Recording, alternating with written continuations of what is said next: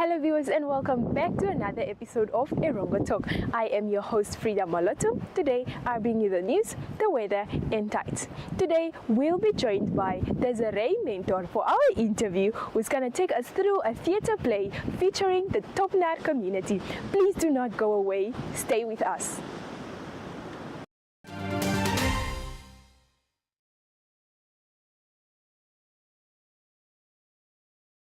Beat the winter chill with sizzling hot deals on stylish tiles, breathtaking mosaics, modern bathrooms, sandware and accessories. There's never been a better time to shop at Union Tiles. The Union Tiles Winter Warmer promotion is on until 7 July.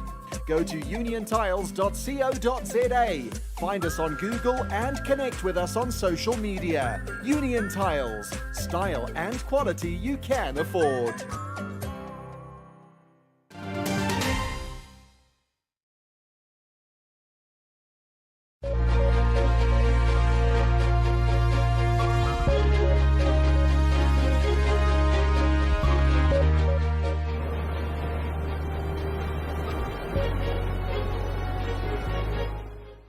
Well viewers, in our first top story for today, the Rossing Uranium launched its sustainability report. Well, the mine is expected to operate until 2036.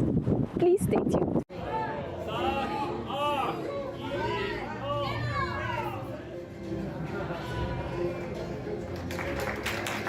Thank you very much. Thank you so much. The report is officially launched as the 2023 Rossing Uranium Sustainability and Performance Report. But let's keep watching the screens.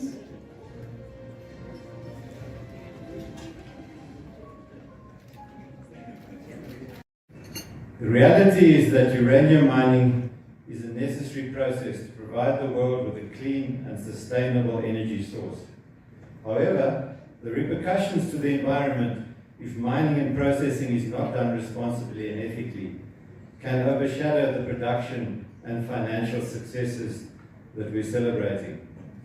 And I'm proud to say that this has never been the case at Rossing during its 48 years of production.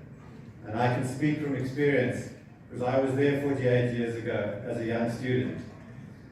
I think the Minister followed me quite closely. He was also one of the early employees at Rossing, and I think remembers Rossing very favorably from his time there as well. So the move to an ESG-driven global agenda is an agenda that we consciously need to adapt to as a Well, secondly, the members of the Swakopmund community agreed to split Swakopmund into two constituencies. That was now at a meeting held earlier this week. Please stay tuned. Swakopmund on its own is literally almost 80,000 members in terms of population. So already that should ring a bell as well. And I want to propose in terms of demarcation, and this can always be corrected. If you look at the Erongo Street, right? This main street here, I don't know it as Erongo Street. Erongo Street can serve as a demarcation line in terms of Swakopmund urban and Swakopmund rural, right? Let's play your discussions. You can call it what other name, but let's not assign the terminology rural, because it will create the issue of will it be urban and rural again. So perhaps what has been proposed by the gentleman, that can stand, but in terms of our statistical analysis and reporting and meeting global standards, if you report on the rural and then you bring somebody to come and see what rural is in Swakopmund, it does, by definition, it does not meet the standards of rural. The reason why there's a way service delivery, is to be able to bring services closer to the people. And I think that is why we need to be able to move to that point B now. I think it's long overdue, and I think my contribution here is just that, this must happen. Well, in our final news story, the Erongo Red is hosting meetings with the pensioners and the general public to share more information about tariffs for the financial year 2024 and 2025, as well as emphasizing the importance of pensioners and individuals receiving the disability grants to register and re-register annually for subsidized tariffs. Please stay tuned for more news. My name is Benjamin Angombe. I'm the Corporate Communications and Marketing Specialist at Erongo Red. Today we are in Naraval Community Hall, where we are having a meeting with the pensioners to inform them about the proposed tariffs, but at the same time to give them opportunity to re-register and to register for the subsidized tariffs. We will continue to have these type of meetings also in other towns like Karabek, Maruru, Usagos and Uis. And we are urging the pensioners in those towns to please make time to attend these meetings because it's important meetings, it's a platform where we communicate important information to them, but also to give them opportunity to re-register so that they continue to benefit from the subsidized tariffs. Viewers, that brings us to the end of today's news. To catch up on more news stories or to follow up on the stories that were presented, please check out our website at www.erongo.com.na. Up next, we bring you the sports news. Please stay tuned. The Ministry of Environment, Forestry and Tourism, in collaboration with the Namibia Tourism Board and the Ondonga Traditional Authority, will be hosting the Itotha Carnival at the Kangonde Sotpan in the Oshikoto region from 27 June to 1st July 2024. Expect a fun-filled weekend including traditional dishes, cookout competitions, totem parades, traditional games, horse riding, skydiving and quad biking. Accommodation facilities will be available at cost. The Itotha Carnival, celebrating our ancient heritage.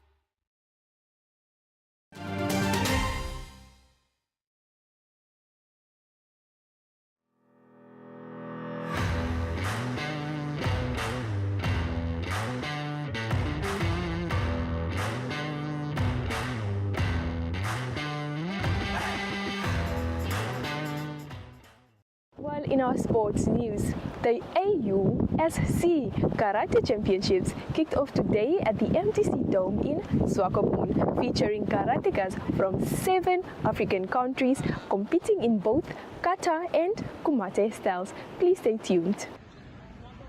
Hi everyone, my name is David Moorman. I'm the Vice President of the Namibia Karate Federation, and it's my privilege to speak to you a bit more about the Region South Karate Tournament that we are hosting in Swakopmund this year over the weekend of the 21st and the 22nd of July.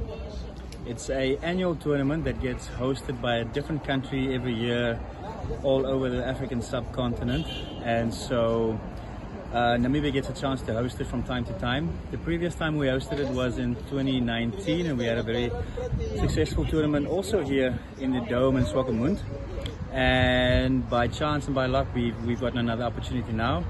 It is for karate development. It's a massive opportunity, so we always grab it with both hands, because you get to bring the delegations and the national teams of the best karate in Southern Africa to your country and to your hometown. And so that's what we'll be seeing this year. Is what you can expect to see at this tournament is some of the best talent in Sub-Saharan Africa, some of the best talent. We have some African champions. They come from different countries that you can come and see perform on the mat.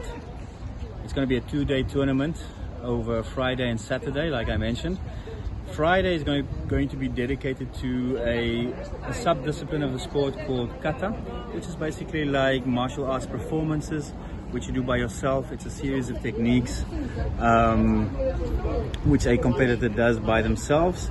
Not in a fighting scenario, and they get judged by things like their athleticism and whether they execute these techniques very well.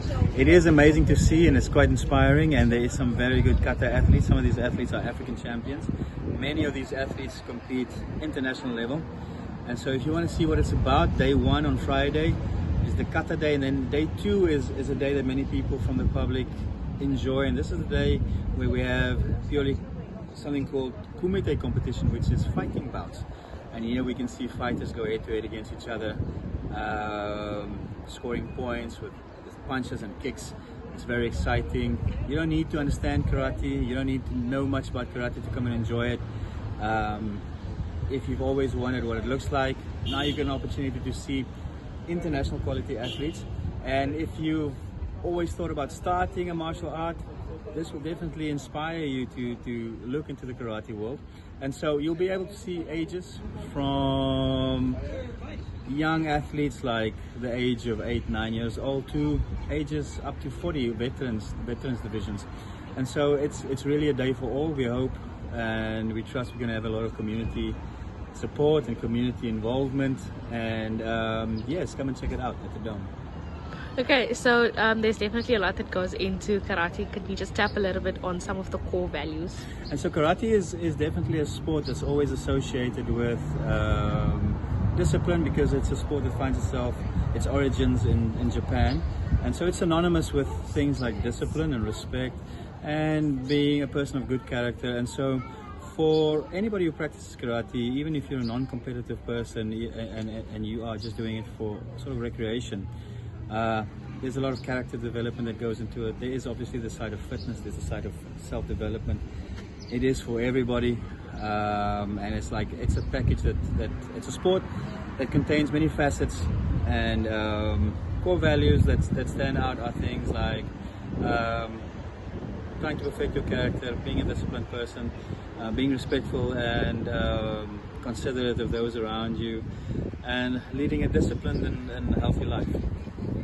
Okay, so we will be hosting the Region South tournament. What does this mean to the country? How can we benefit from it? Like I mentioned, it is in terms of sport, like we grab every opportunity we can to host an international tournament, because what you get is you get to expose your local town and your country to athletes that come from different countries. They get to see how you organize it.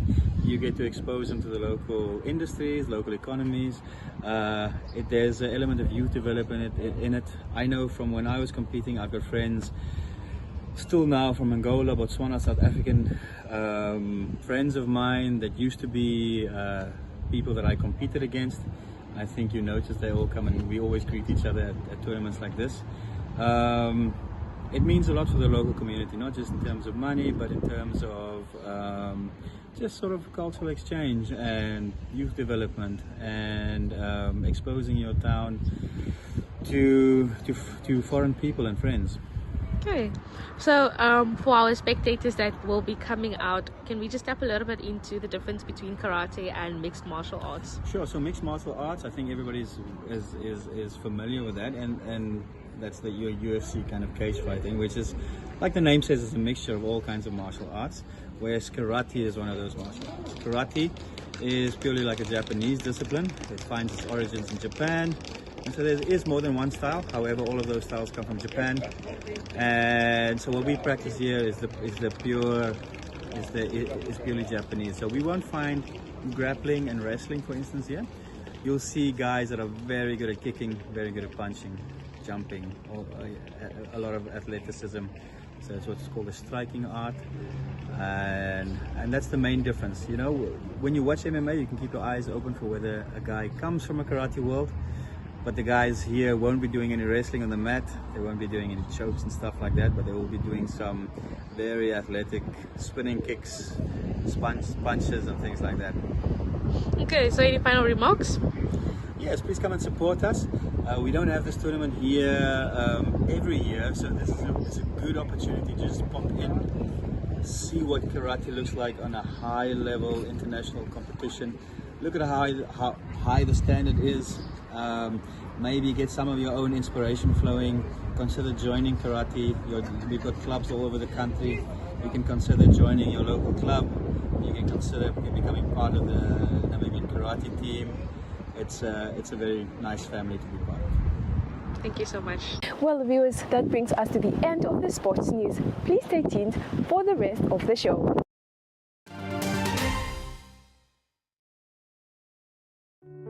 How far does care go?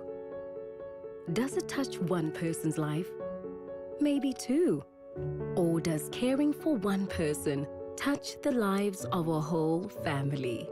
Maybe it goes beyond a family to friends and the greater community too. At Mediclinic, our care goes further than you think to enhance your quality of life. Mediclinic, expertise you can trust.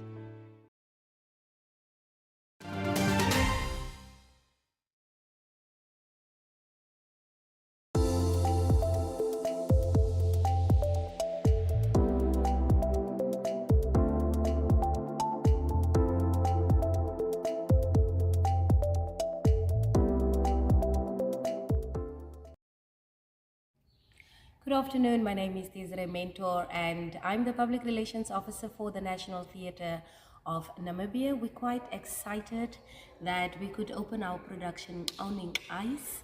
It's a story that tells about the cultural richness of the Owning people, otherwise known as the Topnar, that lived on the coastline of